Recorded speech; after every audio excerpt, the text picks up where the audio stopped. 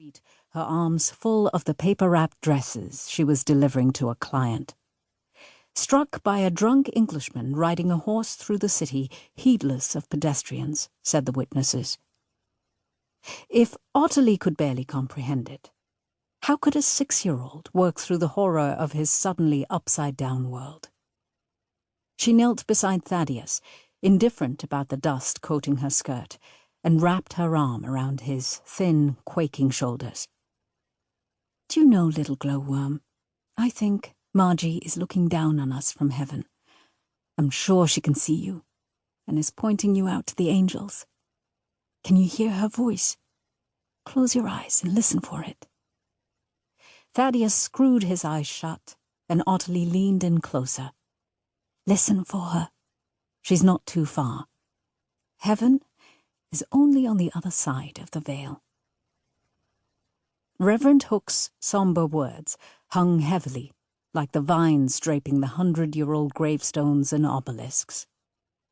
"The righteous perisheth, and no man layeth it to heart.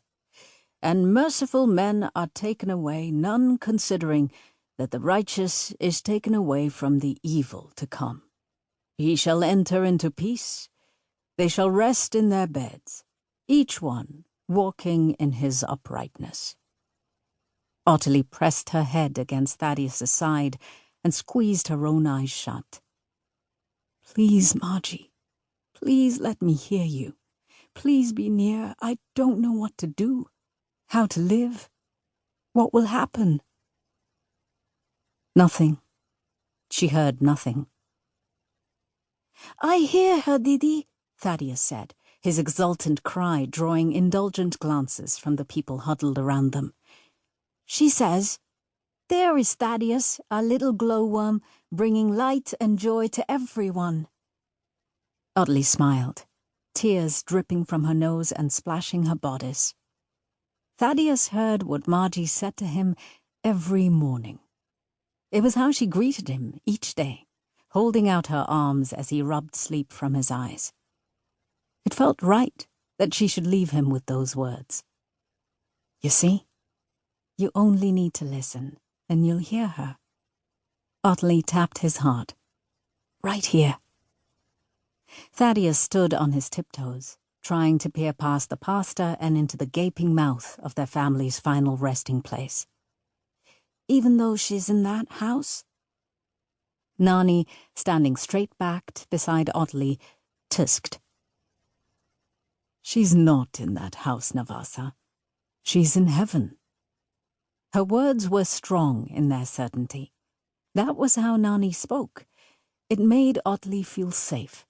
Not everything had changed. Not everyone was lost.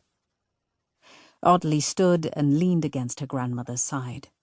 Not too heavily, because, as small as she was herself, Nani only met her chest. But height and breadth didn't account for support. Sometimes little things held more strength than the grand. "I don't like to think of Sonia mouldering away in that stone monument." Nani swiveled her head, taking in the fallen gravestones of long-dead colonizers, and shuddered. "Bodies everywhere, surrounded by them." "She's not there, you said." Her grandmother's eyes snapped. "You know what I mean. Her spirit is free, but the temple that housed her, no.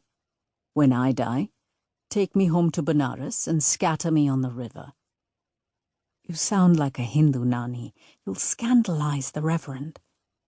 After her husband had left her, Nani had thrown off British clothing and customs, saying they made no sense in India, and that Jesus hadn't addressed such things in the Bible, so why should she embrace foreign ways? She was an anomaly in the Eurasian community, whose members wanted nothing more than to be thought of as English. But Nani had been raised in a Hindu home in the holy city of Benares. Reverend Hook didn't seem to mind, but sometimes Nani said things that made people question what she really believed. Nani flicked her finger against Ottilie's neck. "I'm as Hindu as the queen sitting on her throne. But when I die, I will go home.